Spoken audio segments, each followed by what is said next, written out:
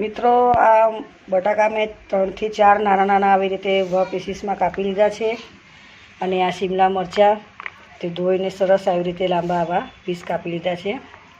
ટામેટાં પણ એવી રીતે જ કાપ્યા છે। 2 મોટી ડુંગળી આવી રીતે સમારી લીધી છે, લસણ, લીલા મરચાં અને મીઠી લીમડી। તો મિત્રો આજે બટાકા શિમલા મિર્ચનું શાક બનાવું છું। તો ચાલો વિડીયોમાં બન્યા રહેજો। વિડીયો સારો લાગે તો લાઈક શેર કોમેન્ટ કરજો। મિત્રો હવે કઢાઈમાં આપણે પહેલાં તેલ નાખી દઈએ।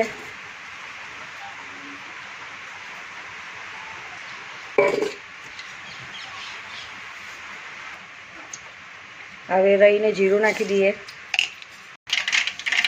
લસણની કળીઓ, લીલા મરચાં અને મીઠી લીમડી નાખી દઈએ।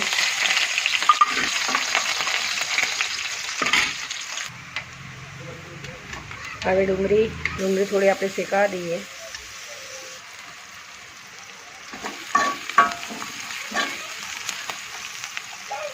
મિત્રો હવે જે બટાકા આપણે સમાર્યા હતા હવે બધું મિક્સ કરી દઈએ સારી રીતે। મીઠું નાખી દઈએ એટલે બટાકા આપણા ચડી જાય અને હળદર નાખી દઈએ।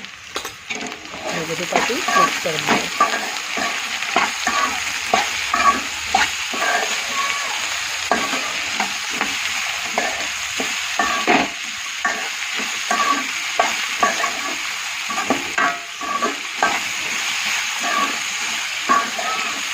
ડુંગળી અને મીઠાથી બટાકા વહેલા ચડી જાય તો આપણે હવે થોડીક વાર એને ઢાંકીને રહેવા દઈએ। થોડી વાર આપણે ચેક કરી લઈશું કે બટાકા ચડ્યા કે નહીં।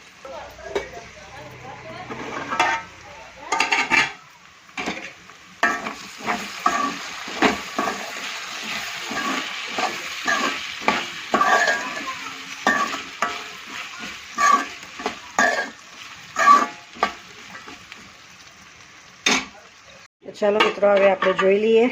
તો તમે જોઈ શકો છો આવી અંદર આપણે નાખી દઈએ શિમલા મરચાં,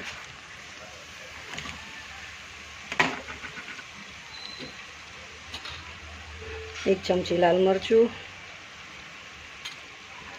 ધાણા પાવડર અને થોડી હળદર નાખીશું। ઉપરથી નાખી દઈએ ટામેટાં। હવે બધું સરખું મિક્સ કરી દઈએ। શિમલા મિર્ચને ચડતા વાર નહીં લાગે।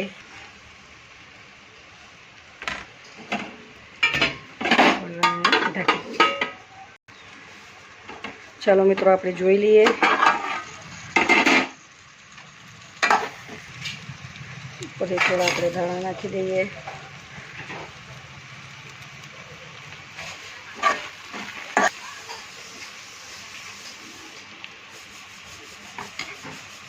તો ચાલો મિત્રો આપણે હવે જોઈ લઈએ। તમે જોઈ શકો છો આપણું શિમલા મરચાં અને બટાકાનું શાક બનીને તૈયાર થઈ ગયું અને શિમલા મરચાં ચડી પણ ગયા છે। તો ચાલો મિત્રો હવે ડીશમાં આપણે કાઢી લઈએ।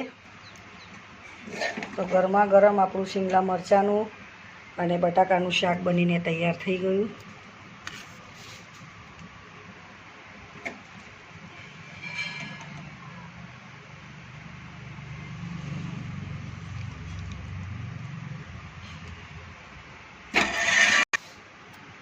તો મિત્રો આપણું શિમલા મરચાં અને બટાકાનું શાક બનીને તૈયાર થઈ ગયું। ગરમા ગરમ રોટલી જોડે, ભાખરી જોડે અને તમે દાળ ભાત જોડે પણ ખાઈ શકો છો। હવે ઉપરથી આપણે નાખી દીધા ધાણા।